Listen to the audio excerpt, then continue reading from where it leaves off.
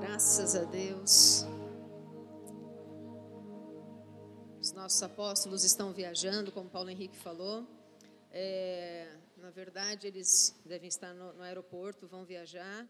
E não é simplesmente umas férias, né? Porque Deus ele faz as coisas com tanto detalhe que até férias, até uma viagem é um testemunho na vida dos nossos apóstolos, porque eles estão viajando junto com as netas, né? Vai ser um tempo, para quem é avô sabe mais do que a gente que significa isso, né? E vai ser um tempo muito especial que eles tiraram agora para viajar com as netas, com Gustavo, Carol. Então, orem por eles. Vai ser um tempo curto, mas que seja um tempo intenso e muito especial preparado por Deus. Amém? Vamos orar depois no final pela viagem, para que Deus cuide, como sempre, de todos os detalhes. Eu gostaria que a gente meditasse um pouquinho numa história hoje de manhã. É uma história bastante conhecida, que o Paulo Henrique acabou contando um pouquinho dela aqui na oferta. Não sei vocês, mas eu já estou extremamente ministrada nessa manhã. Deus já falou tremendamente através do louvor, através da palavra de oferta. E que em nome de Jesus Ele continue falando a cada instante, a todos os momentos da nossa vida. Eu gostaria que a gente meditasse um pouquinho na história de Moisés. É uma história muito conhecida, mas é uma história que traz muitos ensinamentos para a nossa vida, mesmo ela tendo acontecido há tanto tempo atrás, numa região tão diferente da nossa, num tempo tão diferente do nosso, mas assim é a palavra de Deus, ela se renova na nossa vida e ela é sempre muito atual. Se a gente parar para pensar um pouquinho antes do nascimento de Moisés, a gente precisa se situar um pouco, né? Eles estavam no Egito, eles estavam na condição de escravos. Eu acredito que todos nós, eu acredito que não sabe o que significa isso, mas a gente tem uma ideia que deve ser uma vida terrível, uma vida onde você não tem liberdade, uma vida onde você é açoitado para fazer um trabalho, uma vida onde você, ao nascer do sol e ao pôr do sol, você está ali fazendo trabalhos para alguém, numa situação miserável, onde você tem um tantinho de comida, um tantinho de conforto, se a gente pode dizer assim, né? Para sobreviver, não é uma vida, é uma sobrevivência. E era assim na vida daquele povo, na vida dos hebreus. E naquele momento que Moisés nasce, a situação estava ainda mais complicada. Então a gente já aprende que as coisas podem piorar muito. Podem estar ruins, mas elas podem até piorar, que foi o que aconteceu. Porque chegou uma lei vinda do faraó, do presidente, daquele que mandava, dizendo que todos os meninos, todos os que nascessem meninos do sexo masculino deveriam ser mortos.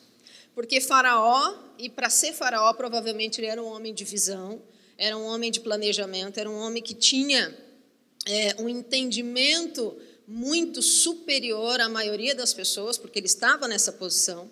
Ele começou a avaliar o povo hebreu, aqueles escravos. E ele começou a identificar que os homens, eles nasciam, e quando se tornavam jovens e adultos, eles se tornavam muito fortes, inclusive pelo tipo de trabalho deles, braçal, então eles se tornavam muito fortes. E aquilo começou a assustar Faraó.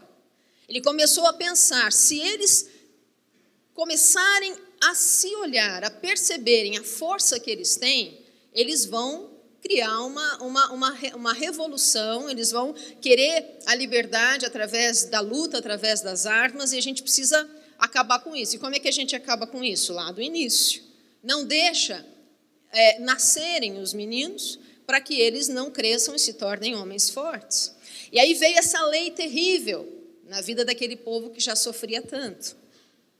E aí a Bíblia começa a contar a história de uma mulher que engravidou. Imagina a angústia dessa mulher por 9 meses. Naquela época não tinha ultrassom, não tinha teste para saber se era menino ou menina. Então ela viveu 9 meses de angústia pensando, será que vai ser menina? Será que vai ser menino? E se for menino, o que vai acontecer? A Bíblia fala que tinha um alento ali, porque as parteiras que iam para fazer o parto, elas começaram a não ter coragem de falar que era menino e vir então e os soldados virem e matarem os meninos. E aí elas deixavam eles nascerem. Mas Faraó percebeu isso e chamou essas parteiras e disse: vocês não façam mais isso. É para cumprir a lei e os meninos precisam morrer. Então, aquela mulher, ela com certeza tinha um conflito, uma angústia por todos aqueles meses. E com certeza, acho que qualquer mãe, qualquer pai pensaria assim: se for menino, eu preciso planejar alguma coisa, eu preciso pensar em alguma coisa de como proteger meu filho dessa lei horrível. Sim ou não? Eu acho que qualquer mãe, qualquer pai pensaria assim. E talvez nesses meses de angústia, aquela mulher começou a pensar: o que eu posso fazer se for menino para protegê-lo? Vem o dia do nascimento e aí ela descobre: é menino, o que eu vou fazer? Uma criança, quando nasce, e nos primeiros meses, e nos próximos meses, e nos próximos anos, é um ser extremamente barulhento, sim ou não? Quando é pequenininho e nasce, o que a criança precisa é comer, né, se alimentar, ela precisa ter os cuidados ali, e para ela avisar que ela precisa disso, o que ela faz? E que hora que ela chora? O tempo todo, mas normalmente ela chora de madrugada. Sim ou não, pais e mães? Quando é comecinho, ainda mais quando é o primeiro, aquelas olheiras horríveis que as mães e os pais têm, porque a criança, a todo instante, ela precisa de cuidado.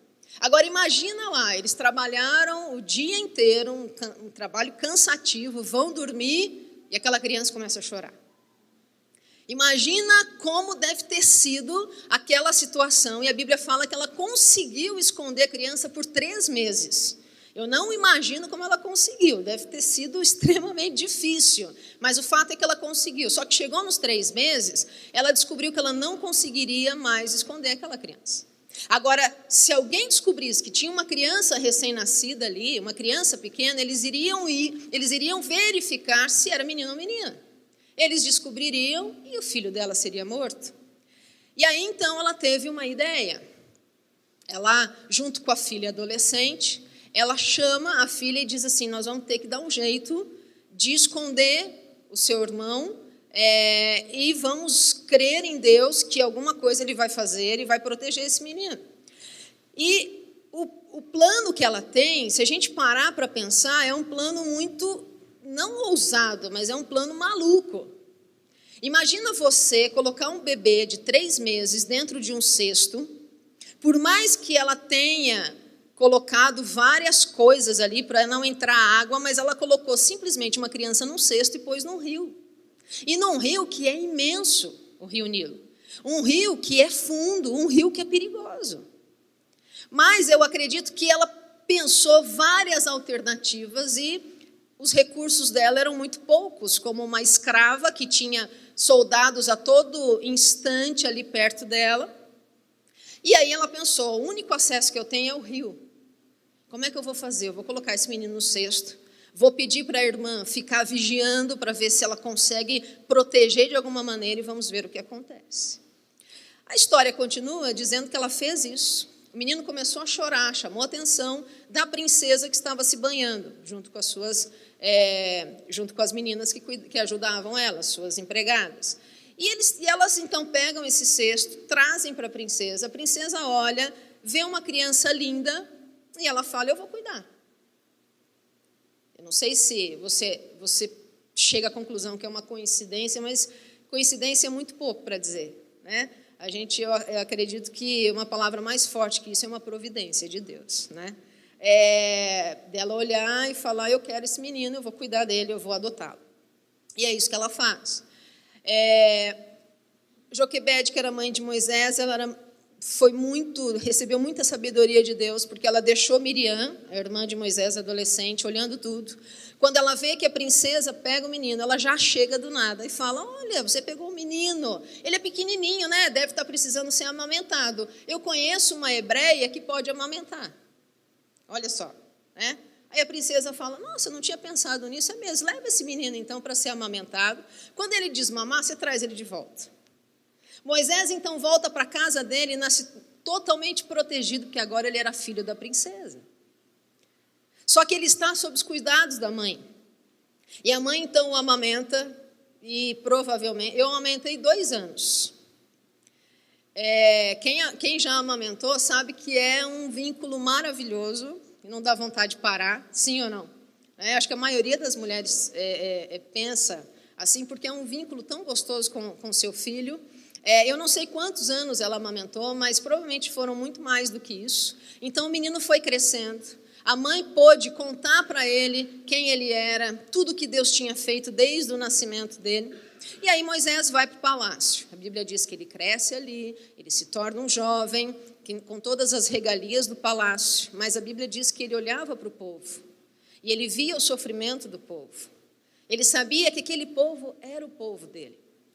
E aquilo trazia no coração dele uma insatisfação.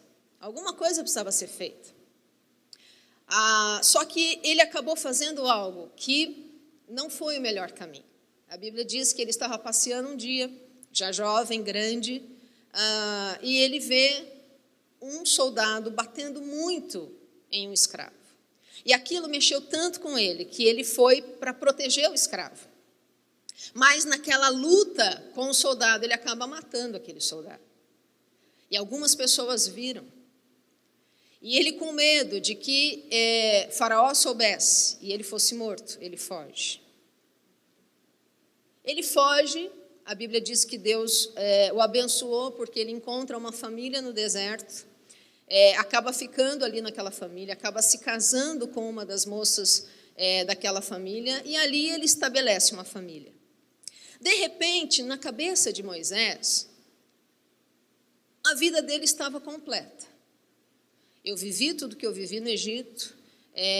Deus, ele, de uma maneira miraculosa, me salvou desde o meu nascimento. Talvez ele tenha feito isso para que eu pudesse ter uma família, ter filhos e agora viver como pastor de ovelhas aqui no deserto. E a Bíblia diz que ele ficou nessa situação por 40 anos. Vivia no deserto, levava as ovelhas para pastarem, cuidava das ovelhas do sogro, cuidava daquele negócio e talvez... aparentemente para ele estava tudo bem. Cheguei à conclusão da minha vida, cheguei ao sentido da minha vida, com 80 anos, eu acho que é isso que Deus me criou para ser. Um pastor de ovelhas, cuidando das ovelhas do meu sogro.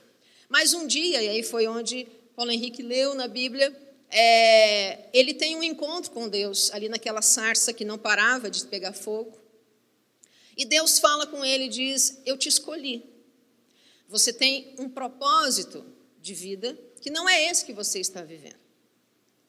Talvez para uma pessoa de 80 anos ele tenha se assustado um pouco, Porque talvez ele tenha pensado, não, eu já vivi, a minha vida está boa, já está tudo correndo bem. Agora você vem e fala que minha vida você tem um convite para ser totalmente diferente. E era um convite bastante assustador. Era ele voltar para o Egito, para libertar aquele povo da escravidão. A Bíblia diz que Moisés relutou bastante. Ele relutou, talvez seja algo natural, eu não sei como é que seria a sua reação. A minha talvez fosse igual a dele ou até pior, eu não sei, é só a gente vivendo para saber. Mas o fato é que a hora que ele ouviu que Deus tinha um chamado, um propósito para a vida dele, ele chegou e disse, de jeito nenhum. O Senhor chame outra pessoa mais qualificada, porque não dá para mim. Imagina eu voltar para um lugar onde eu vou ser morto. Eles não esqueceram do que eu fiz. Passou 40 anos, mas eles continuam sabendo o que eu fiz. E principalmente chegar e dizer, vocês agora vão me seguir, que eu vou tirar vocês da escravidão. Era um povo de milhões de pessoas. Talvez Moisés pensou, o que eu vou fazer com esse milhão de pessoas, milhões de pessoas? Ele cuidava de algumas ovelhas. Agora imagina ele liderar milhões de pessoas. E ele tinha conhecido aquele povo, que também não era um povo fácil de ser liderado. Eu acho que tudo isso passou em segundos na cabeça de Moisés e ele chegou à conclusão, Deus, muito obrigado por ter me chamado, mas eu passo essa história, não é para mim. Agora a Bíblia diz que Deus insistiu. E não foi uma, nem duas, nem três vezes. Deus foi insistindo com Moisés. E Moisés relutando. E Moisés ficando cada vez mais com medo, porque Deus ia falando, não, você vai fazer isso, eu vou fazer aquilo, e Moisés vai, talvez, andando para trás e dizendo, Deus, não, chama outra pessoa. Agora, o interessante tem várias coisas interessantes nessa história, mas eu gostaria que a gente pensasse um pouco, por que Deus insistiu tanto com Moisés? Será que não tinha outra pessoa? O que vocês acham? Será que só Moisés tinha que ser o libertador de Israel? Vocês acham que Deus ficaria refém de uma pessoa? Se Moisés chegasse à conclusão, não vou, o povo de Israel ia ficar escravo até hoje no Egito, sim ou não? Não, né? Com certeza não. Agora, Deus insistiu muito na vida de Moisés. Muito, não foi pouco. E aí, eu penso, e a Bíblia, ela vai dando, ela vai mostrando ao longo da história de Moisés, que eu acho que é a conclusão correta para a gente chegar, é que Deus insistiu tanto para Moisés, porque Deus conhecia o coração de Moisés. E Deus sabia que no coração de Moisés havia um apelo enorme para ele viver o propósito de Deus na vida dele. E o propósito de Deus na vida dele era esse, de ser o libertador do povo de Israel. Deus conhecia o coração de Moisés e Deus sabia que ele mesmo tinha colocado esse propósito no coração dele. Depois de relutar e depois de Deus ir levando Moisés a vencer todo o medo, toda a insegurança, Moisés então vai e vive algo que ele nunca tinha imaginado viver. Eu gostaria de ler um texto com vocês. Logo depois que Moisés passa ali o Mar Vermelho, se você puder abrir Êxodo capítulo 15. Êxodo capítulo 15. Aqui aqui já aconteceram as 10 pragas, aqui o povo o faraó chega e fala, vão embora, e aí Moisés então lidera esse povo, só que no meio do caminho, o faraó pega o exército dele e vai atrás do povo para matar o povo, e eles então se desesperam, e Moisés vai procurar a Deus, e Deus fala, atravessa o mar, eu vou abrir o mar para vocês. E aí então, Moisés e o povo passam a terra seca, aquele Mar Vermelho. Algo extremamente além da imaginação, né? Algo tão fantástico, que depois que eles passam e o mar fecha e todos aqueles soldados são mortos ali no mar, eles começam a adorar a Deus, eles começam a cantar hinos a Deus, e Moisés canta algo que é fantástico e que está em Êxodo capítulo 15, verso 11. Olha lá. Quem entre os deuses é semelhante ao Senhor? Quem é como o Senhor? Quem é majestoso em santidade? Quem é terrível em feitos gloriosos? Quem realiza maravilhas como o Senhor? Só até aí. Eles cantam muitas outras coisas, mas esse texto ele fala muito sobre o coração de Moisés. Ele chega diante daquela situação toda, ele começa a adorar a Deus e a declarar o que ele acreditava. Não existe nada como Deus. E olha que Moisés tinha conhecido muitos deuses. No Egito existiam milhares de deuses.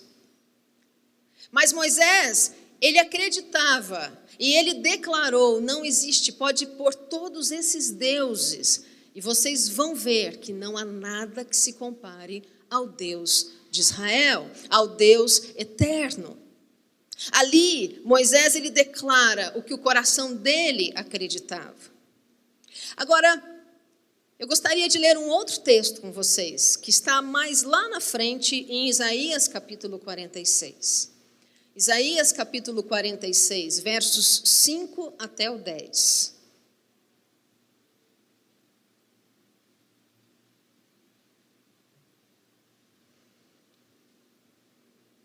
Isaías 46, 5 a 10 diz assim: com quem vocês me compararão? Ou a quem me considerarão igual? Aqui Deus está falando com o povo, através de Isaías. Com quem vocês me assemelharão para que sejamos comparados? Alguns derramam ouro de suas bolsas e pesam prata na balança. Contratam um ourives para transformá-lo num deus. Inclinam-se e o adoram. Erguem-no ao ombro e o carregam. Põem-no de pé em seu local e ali ele fica. Daquele local não consegue se mexer. Embora alguém o invoque, ele não responde. É incapaz de salvá-lo de seus problemas. Lembrem-se disto, gravem-no na mente, acolham no íntimo, ó rebeldes. Lembrem-se das coisas passadas, das coisas muito antigas. Eu sou Deus e não há nenhum outro. Eu sou Deus e não há nenhum como eu. Desde o início faço conhecido o fim. Desde tempos remotos, o que ainda virá. Digo, meu propósito ficará de pé e farei tudo o que me agrada. Só até aí. Aqui em Isaías, profeta Isaías, ele está trazendo uma palavra ao povo. Se passaram muitos e muitos séculos depois que Moisés morreu, até chegar em Isaías. Aquele povo entrou na terra prometida com Josué. Aquele povo teve muitas lutas ali em Juízes. Aquele povo viveu muitas coisas no reinado de Davi, no reinado de Salomão. Aquele povo, ele foi se estabelecendo como nação, uma nação criada por Deus, uma nação repleta de promessas de Deus, uma nação que tinha um propósito: fazer conhecido Deus, o Deus verdadeiro, a todas as outras nações. Esse era o propósito de Israel, ele nasceu com esse propósito. Mas o fato é que quando eles se estabeleceram como nação, tá um barulhinho, né? Tá um barulhinho aí ou só aqui? Só aqui, se quiser abaixar um pouquinho aqui atrás, não tem problema. Eles se estabeleceram como nação. E com o passar do tempo, aquele propósito que Deus havia dado àquele povo, começando lá no começo com Abraão, aquela promessa que Deus tinha dado, depois com toda aquela história, vindo Moisés, vindo Josué, eles se estabelecem, eles provam daquela terra que Deus tinha prometido, eles veem que aquela terra era do jeito que Deus tinha falado, Deus os abençoa contra todos os inimigos que se levantaram contra eles. E quando eles se estabelecem como nação, eles se esquecem do propósito de Deus. E eles então começam a olhar para outras nações, em vez de entenderem aquelas outras nações, precisam conhecer o Deus que nós conhecemos. Precisam saber que os deuses que eles adoram não são deuses de verdade, que só existe um Deus. Em vez deles olharem para as outras nações e chegarem a essa conclusão, o que aconteceu? Eles começaram a olhar para aquelas nações e começaram a desejar os deuses que eles tinham. E começaram a trazer aqueles deuses para o convívio deles. E aí chega Isaías e diz: escuta, o que vocês estão fazendo? Que loucura é essa que vocês estão fazendo? Pensem no que aconteceu no passado. Lembrem de toda a história, de como Deus agiu de uma maneira tão grandiosa. Lembrem de quem é esse Deus. E olhe para isso que você está adorando agora. Você simplesmente pegou um pouco de ouro, um pouco de prata, fundiu, levou para um ourives para fazer um Deus. Provavelmente você chegou e disse: eu acho que esse Deus deve parecer com tal coisa. Né? Como eles fizeram com o bezerro de ouro. Né? Eu acho que esse Deus pode ter essa aparência, essa característica. Quem é o Deus aqui? Aquilo que está sendo criado? Ou eu que estou dizendo: olha, ourives, pega esse ouro e faz esse tipo de Deus aqui. Eu vou carregar ele e vou colocar na minha casa, ou eu vou colocar na minha cidade, e a gente vai adorar esse Deus. A gente vai pedir para ele, embora ele não ouça. A gente vai invocar, mas ele não vai responder, porque ele é apenas feito de um material. Ele não é uma coisa viva. Se ele não é uma coisa viva, quem manda nesse Deus, quem é? Antes do demônio. O demônio ele influencia, mas quem que manda naquele Deus? Eu que fiz ele. Por que que aquele povo olhou para os outros povos e desejou ter aqueles deuses e abandonar o Deus verdadeiro? Porque, na verdade, aí entra o demônio, Zé, Satanás, ele influencia de tal maneira, influenciou a partir do pecado, a ponto de querer falar para a humanidade, a todo instante da história, para que Deus, se você pode ser o seu Deus?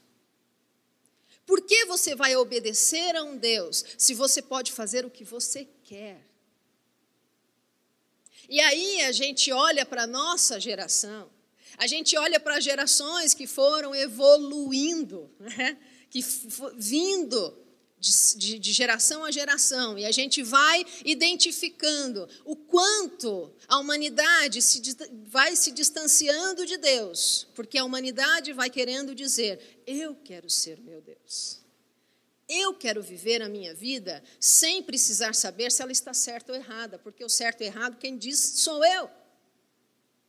Eu vou até criar uma estátua, só para aplacar um pouco a culpa do meu coração, porque a estátua está me mandando, Esse Deus está me mandando fazer. Então, esse Deus que eu criei, eu vou entendendo o que Ele quer. Então, hoje, Ele quer que eu faça tal coisa. Aí, a situação vai piorando tanto que eu vou entendendo, não, eu acho que esse Deus quer que eu mate todos os judeus da face da terra. Eu acho que esse Deus quer que eu faça cruzadas e, em nome dele, eu mate milhares e milhões de pessoas. Eu acho que esse Deus quer que eu coloque uma bomba em mim e exploda lugares, porque são infiéis, porque eu tenho uma recompensa. Dá para entender? A evolução maligna de quando o ser humano olha e diz, eu não quero Deus, eu quero ser Deus. Eu não quero o propósito dele para mim, eu quero criar o meu. Eu não quero saber dos planos dele para mim, eu quero saber dos meus para mim. Isaías, quando chega para aquele povo e diz, olha a loucura que vocês estão vivendo. Mas eu quero dizer a vocês, que por mais que vocês achem que vocês são deuses, existe um Deus no céu. Esse Deus não mudou e não vai mudar. Esse Deus é o Todo-Poderoso e Ele está dizendo a vocês que o propósito dele vai se cumprir.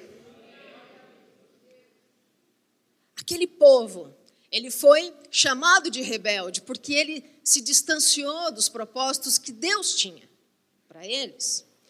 Tem um salmo muito interessante, Salmo 10, verso 4, se você quiser anotar para ler com calma depois.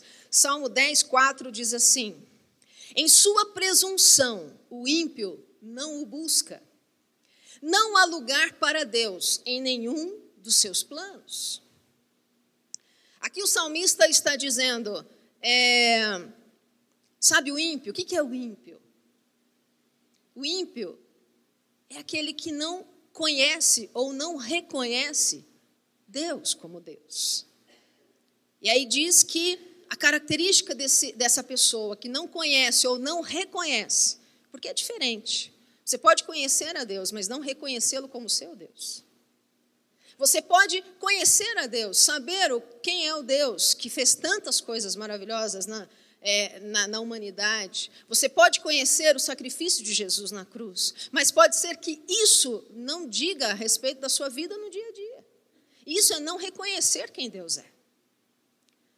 Então, o salmista diz, o ímpio, quer dizer aquele que não conhece ou não reconhece a Deus, a característica dele é dizer que os planos de Deus não fazem sentido para ele, que ele quer viver os planos dele. Quando Moisés, ele identificou o chamado e o propósito de Deus na vida dele. Ele viveu coisas extraordinárias e no fim ele declarou: não existe ninguém como Deus.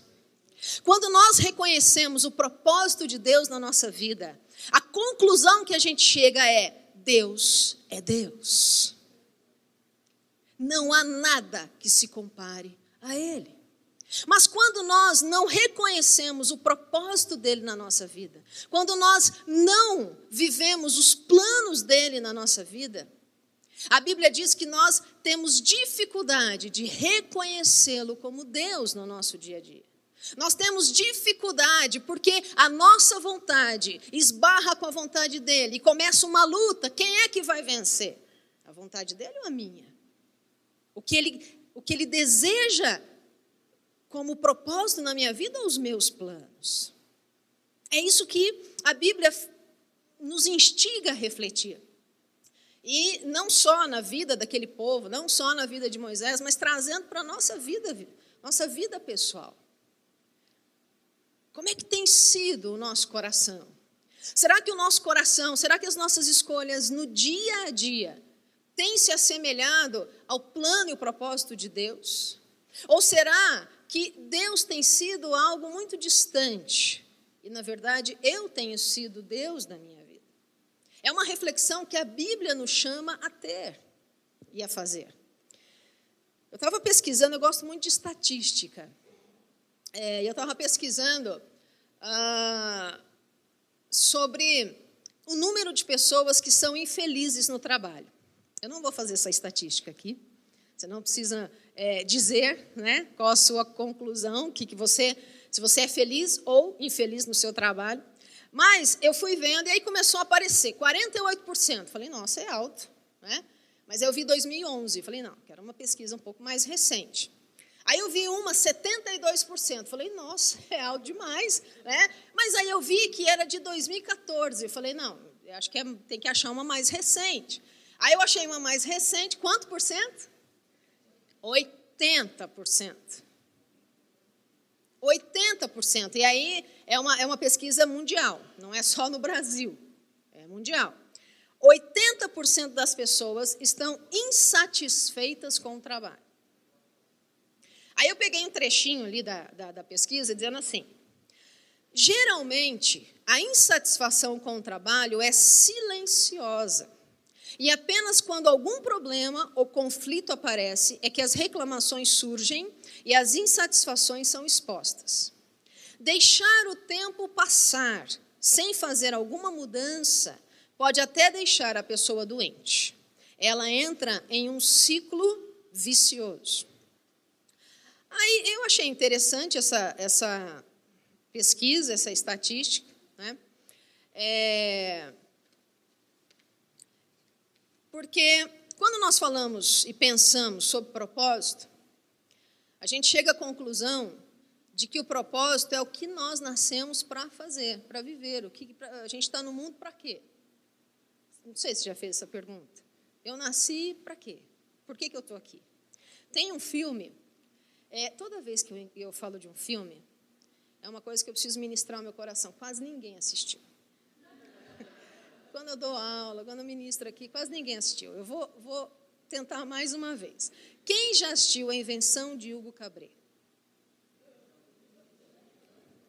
A Invenção de Hugo Cabret. Algumas pessoas assistiram. Não vou nem tirar a estatística disso. É um filme, gente, que eu recomendo demais. É um filme fantástico. E eu assisti recentemente com as crianças. Acho que foi a semana passada. Por isso que eu lembrei dele aqui, quando eu estava meditando sobre esse assunto.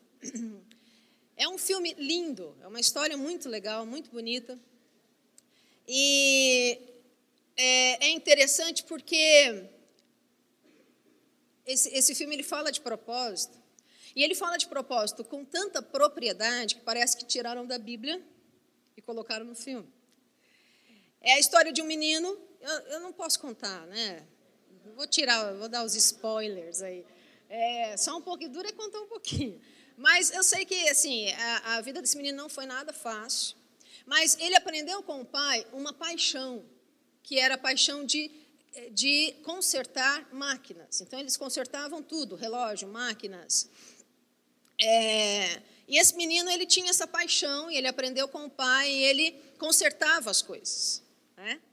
E ele fez uma reflexão fantástica sobre isso, sobre essa paixão que ele tinha. Eu até anotei aqui para não esquecer. Ele, conversando com uma amiga, ele começou a falar sobre propósito e sobre uma reflexão de o que ele tinha, o que ele nasceu para fazer. Por que ele tinha nascido? Qual o propósito de vida dele? Qual o sentido de vida dele? E quando ele fala de propósito para essa menina, ela fala, mas o que é isso? Aí eu vou até ler, porque fica melhor do que eu falar. Ele fala assim, que tudo tem um propósito. Até as máquinas, ele encontrou um propósito. Ele disse assim, os relógios, eles têm o propósito de dizer a hora. Os trens, eles te levam a algum lugar, esse é o propósito deles. Eles fazem o que deveriam. Por isso as máquinas quebradas me deixam tão triste. Elas não fazem o que deveriam. Talvez seja igual com as pessoas. Se você perde o seu propósito, é como estar quebrado. E aí então ela fala, poxa, qual será o meu propósito de vida? Por que eu nasci então? Eles começam a refletir sobre isso. E aí, então, ele leva ela a um lugar onde sempre ele vai com o pai. E ele diz assim, desde quando eu nasci e comecei a aprender a consertar máquinas, eu comecei a olhar o mundo como se fosse uma grande máquina. E ele diz assim, as máquinas, elas não vêm com peça a mais. Elas têm a quantidade exata de que precisam. Aí ele diz assim, então, eu pensei que se o mundo fosse uma grande máquina, eu não podia ser uma peça extra. Eu tinha que estar aqui por uma razão. Parece que tiraram da Bíblia e colocaram no filme. Porque é uma grande verdade. Deus, ele nos criou com um propósito. Ele não criou Moisés com um propósito. Moisés tinha um propósito dado por Deus, como todos os outros tinham um propósito dado por Deus. Talvez você pense assim, mas Deus insistiu muito com Moisés. Eu quero dizer que Deus insistiu muito comigo. Não sei se foi com você também, mas eu também acredito que Deus, ele insistiu muito, muito, muito, para que um dia a gente abrisse nosso coração e entendesse, há um propósito de Deus. Eu não nasci aqui como uma peça extra. Eu estou aqui com um propósito. Agora, qual é o meu propósito? Talvez esse seja o grande desafio na nossa vida. Foi o grande desafio na vida de Moisés, na vida de Davi. Eu gosto muito da história de Esther. Lembram de Esther? Ela foi escolhida num concurso de beleza como a mais bonita para ser a rainha. Só que Esther, ela era judia e o povo judeu naquele país era um povo muito massacrado, era um povo perseguido. E Esther, ela sofria com isso, mas ela foi escolhida rainha, mas quem mandava era o rei. E um dia veio um decreto dizendo que os judeus deveriam morrer. E aí o tio de Esther fala, vá até a presença do rei, interceda pelo povo, pelo seu povo. E ela diz, eu não posso porque todo mundo sabe que é lei. Se alguém aparecer diante do rei sem ser chamado, pode morrer. Entrou medo. Mas aí o tio dela lembrou de algo que mudou, que mandou o medo embora, porque ele disse assim, você está no palácio. Talvez seja por isso. Esse é o teu propósito de vida. Você está aí por um motivo, por uma razão. Se você pensa que Deus não pode levantar outro, pode levantar quem Ele quiser, mas Ele escolheu você para esse propósito. E isso fez com que ela entendesse, é o meu propósito estar aqui. Há um propósito de Deus na minha vida, então eu vou. Porque se é o propósito de Deus, Ele vai me abençoar. Eu não vou morrer, pelo contrário, eu vou ver o milagre de Deus, porque Ele me escolheu para isso. Esther foi diante do rei, intercedeu pelo povo e o povo foi salvo, porque ela acreditou que esse era o propósito de vida.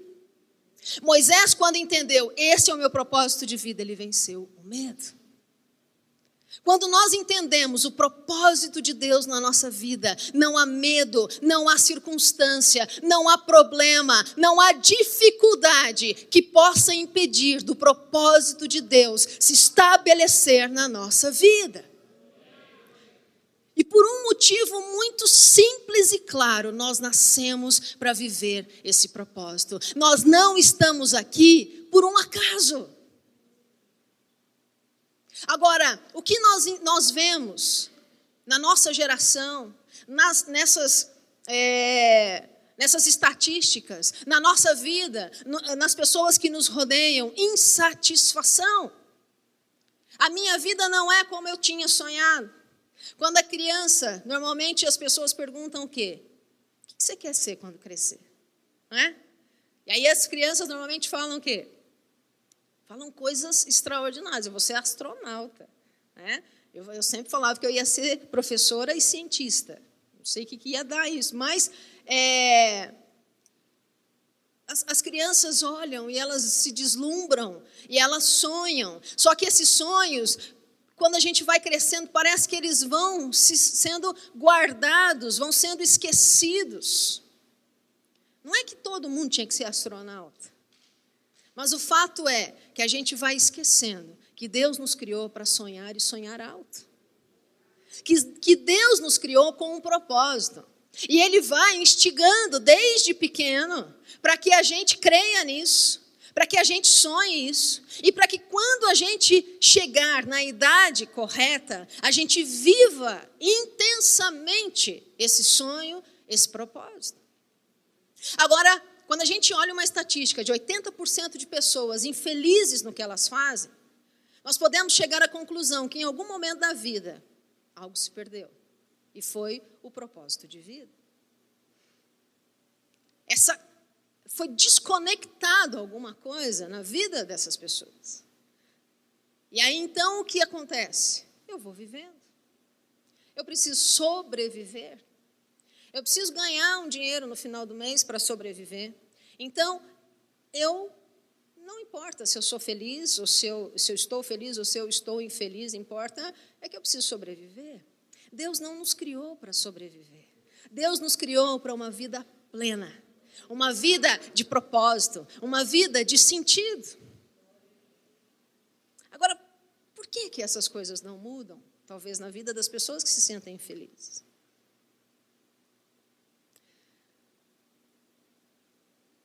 Se Moisés fosse vencido pelo medo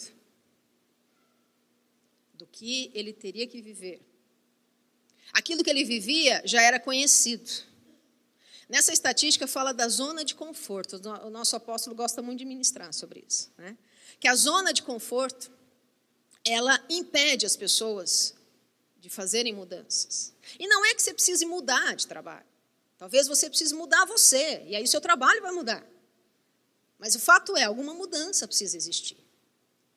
Agora, nessa estatística fala da zona de conforto. Eu sei o que eu estou fazendo agora. Para mim é cômodo. Se eu mudar, como é que vai ser? É algo meio obscuro, assustador muitas vezes. A zona de conforto não é um conforto. Na verdade, a pessoa está sofrendo, a pessoa está infeliz, mas ela tem muita dificuldade de dar o passo de mudança por medo. Então eu prefiro ficar com o ruim, porque eu já conheço, do que dar um passo e viver algo incrível. Porque eu não sei como vai ser. Agora, o fato é que nós não damos passos no escuro. O fato é que nós andamos por fé. A Bíblia diz que nós não andamos por vista, quer dizer, eu não preciso ver alguma coisa, eu preciso crer. E quando eu começo a fazer a escolha de crer que Deus tem um propósito para a minha vida, que Deus me escolheu para viver um plano dele aqui na terra, para na minha vida existir algo dele, esse medo vai embora. Nós conseguimos dar os passos que nós precisamos. Nós conseguimos abrir a nossa visão e entender, há algo diferente para mim, há algo muito maior para mim, há um sonho que eu ainda posso viver. Há um propósito de Deus que eu ainda posso viver. Moisés, ele descobriu isso com 80 anos. Isso diz muito, sabe por quê? Porque não há idade, não há limite, não há nada que nos limita de viver o plano de Deus a partir de agora. Nada, absolutamente nada. Tem um texto que eu acho muito forte, e eu gostaria de ler ele com você. Está aonde? Deixa eu achar. Aqui. Eclesiastes 9:10. Eu vou esperar você abrir, porque é um texto que vale a pena ser grifado. É um texto que vale a pena ser escrito, onde a gente vê, porque ele nos ajuda a lembrar de algo muito importante.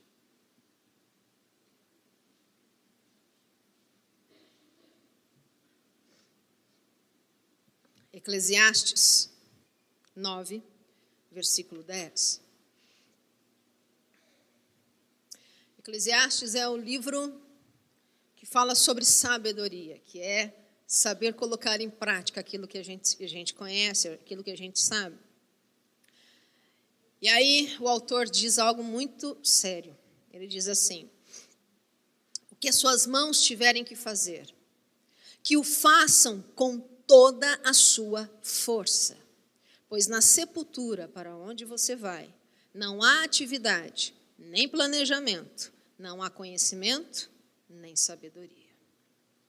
É forte ou não? É sério ou não? O que a Bíblia está dizendo? Você foi criado com um propósito, para você viver na sua vida, no tempo que Deus te deu de vida aqui na terra. Porque quando isso passar, passou o tempo. E talvez muitos de nós cheguem à conclusão de que a gente já perdeu muito tempo, querendo talvez fazer a nossa vontade, não a de Deus, relutando muitas vezes, como o salmista declarou. Olha, aquele que não reconhece Deus na sua vida diária, fica lutando com ele, dizendo, não, eu quero viver a minha vida, a minha vontade. E aí passa uma vida tão medíocre diante do plano que Deus tinha. Passa uma vida infeliz,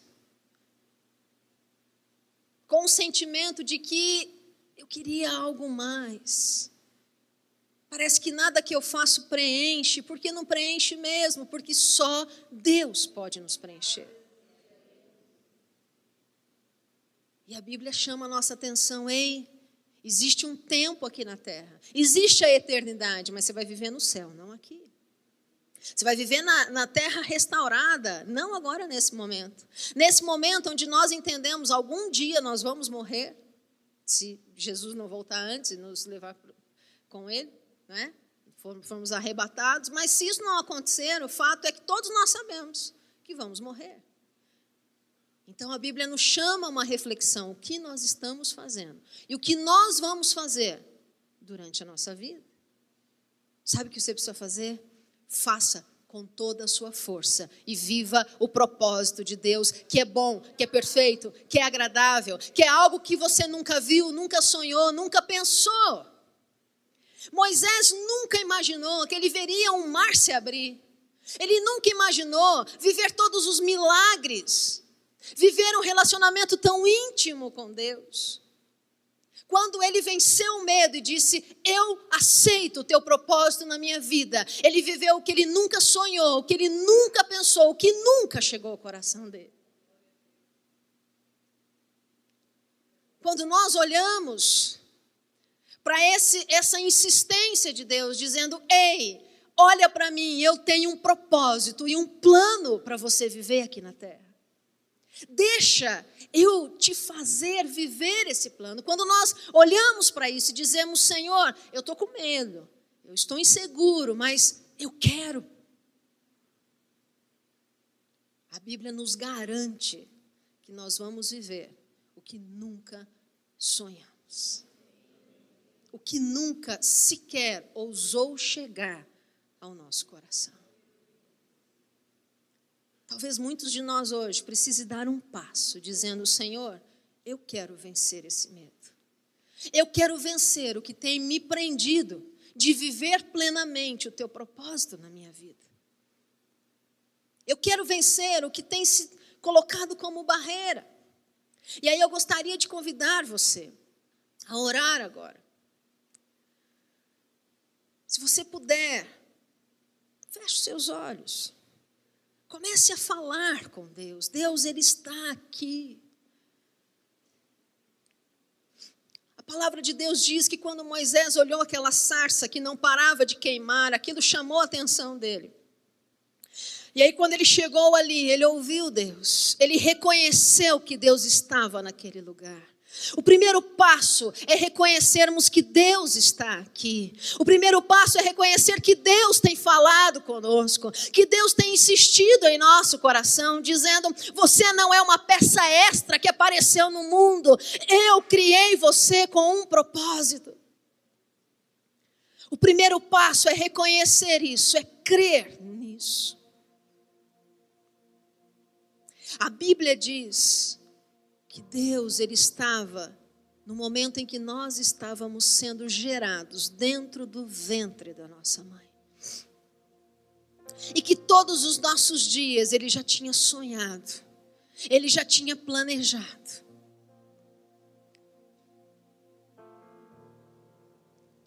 Ele é o maior arquiteto, o maior planejador, o mais perfeito, o mais maravilhoso que nós poderíamos ter.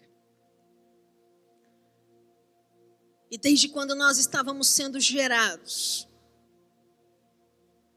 Deus já estava dizendo, eu estou te fazendo nascer nesse mundo, para você ter uma vida plena, para você viver um propósito fantástico.